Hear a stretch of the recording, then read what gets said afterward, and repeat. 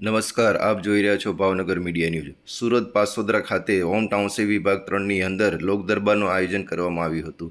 લોકદરબારના આયોજનની અંદર ભાવેશભાઈ ડોબરિયા, પોપટભાઈ સરદારા, ભરતભાઈ લાઠિયા, હિતેશભાઈ લાઠિયા, ચંદુભાઈ સિદ્ધપરા, દીપકભાઈ દેવળિયા અને Sarthana police station incharge PI MK. Gujar સાહેબ, જેણે લોકદરબારને વાચા આપી અને લોકદરબારમાં લોકોને જાગૃત રહેવા, સુરક્ષિત, નિડર અને કોઈ ગુનાહિત પ્રવૃત્તિના ભોગ ન બનો તેના માટે ખાસ કરીને માર્ગદર્શન આપ્યું હતું।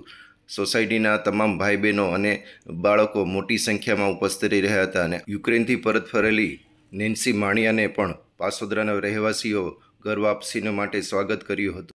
ઓપરેશન ગંગા અંતર્ગત જે ભારતીયોને યુક્રેનથી પરત લવાય છે તે ઓપરેશન ગંગાનો ખૂબ ખૂબ પ્રશંસા કરી હતી અને ભારત સરકાર અને નરેન્દ્ર મોદી સાહેબનો ખૂબ ખૂબ આભાર વ્યક્ત કર્યો હતો અને સાથે રામા મંડળ અને મા મોગલ મંડળ તરફથી સરથાણા પોલીસ સ્ટેશનના પીઆઈ એમ.કે. ગુજર સાહેબનો ફૂલોના હાર પહેરાવી અને તેમનો આભાર વ્યક્ત કર્યો હતો। ભાવનગર મીડિયા ન્યૂઝ, સુરત જિલ્લા બ્યુરો ચીફ દીપકભાઈ દેવળિયા, સુરત।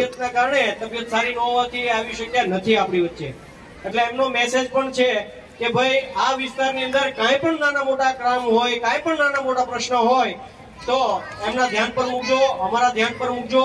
અમે કોઈ પણ પ્રશ્ન હોય તો એને વાચા આપી અને આપના જે કાંઈ પણ કામ હશે એને કરવા માટે પ્રામાણિકતાપૂર્વકના પ્રયત્ન કરીશું।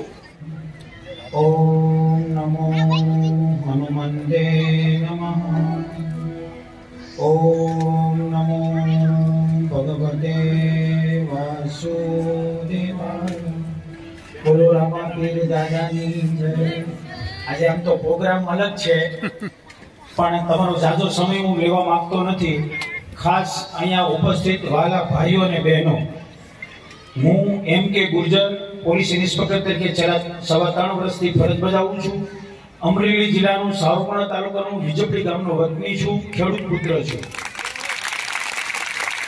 મને ખૂબ જ આનંદ થયો કે દીકરીઓ બેઠી, તો દરેક દીકરીઓને હું વિનંતી કરું કે બેટા ઓનલી પર તમારે જેની સાથે લોહીના સંબંધ હોય, સગા મામા, સગો ભાઈ, સગા કાકા, સગી ભાઈ, સગી બહેનો, એની સાથે તમારે મોબાઈલ નંબરની આપ-લે કરવી જોઈએ। અજાણ્યા માણસ સાથે ત્યારે તમારે મોબાઈલની આપ-લે કરવી જોઈએ નહીં। તમારો ફોટોગ્રાફ પણ અજાણ્યા માણસ સાથે દીકરીએ પડાવવો જોઈએ નહીં। વોટ્સઅપમાં, ઇન્સ્ટાગ્રામમાં કે ફેસબુકમાં પણ અજાણ્યા છોકરા સાથે તમારે વાત કરવી જોઈએ નહીં। દીકરીનો વધારે મિસયુઝ આ રીતે થાય છે।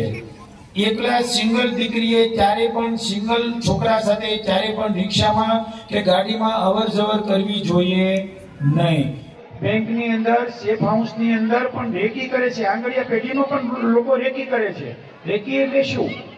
કોણ માણસ બેંકમાં આવે છે, કેવી રકમની લેવડ દેવડ કરે છે, એ એક રેકી કહેવાય। અને તમારો પીછો કરે, જો તમે સિંગલ વ્યક્તિ હોય, તમને ગાડી અથડાવે, તમારી સાથે ઝપાઝપી કરી તમારી પાસે જે પણ બેગ હોય આંચકી જાય, એવા સંજોગોમાં પણ તમારે એલર્ટ બનવાનું।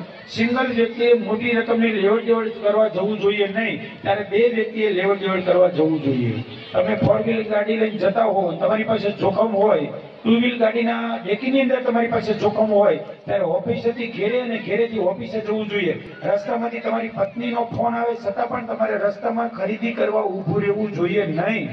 મુખ્ય કારણ તમારી પાસે જોખમ છે।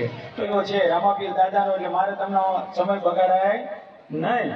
પણ સૌથી મોટી સમસ્યા હોય તો આપણી ટ્રાફિક, બીજો મહત્વનો મુદ્દો મિલકત સંબંધી ગુનાઓ, ત્રીજો અગત્યનો મુદ્દો સાયબર ક્રાઇમ, અને અગત્યનો બનાવ જે આપ જાણો છો કે હમણાં આપણી એક દીકરીનો બનાવ બન્યો, શીખો। અથવા તો તમે બેંક થ્રુ કરો, બેંક થ્રુ પૈસા આપો, આરટીજીએસ થી પૈસા આપો, અથવા બેંકની એન્ટ્રી પાડીને તમે પૈસા આપો, તો ફ્રોડના ગુનાઓમાં આપણી પાસે પુરાવો મળશે। અથવા તમે લેખિતથી તમે લેવડ દેવડ કરશો તો એને કારણે પણ આપણા ચીટિંગના ગુનાઓમાં તમને પુરાવા મળશે। ચીટિંગના ગુનાઓમાં મોટામાં મોટી મુશ્કેલી હોય તો સજાની જોગવાઈ 7 વર્ષ, અને એવા સંજોગોમાં તમે લેખિત એની સાથે વ્યવહાર ન કરો। આપણે હીરાનું જ એક્ઝામ્પલ લઈએ તો હીરાની અંદર મોટી લેવડ દેવડ 15, 20, 25 લાખ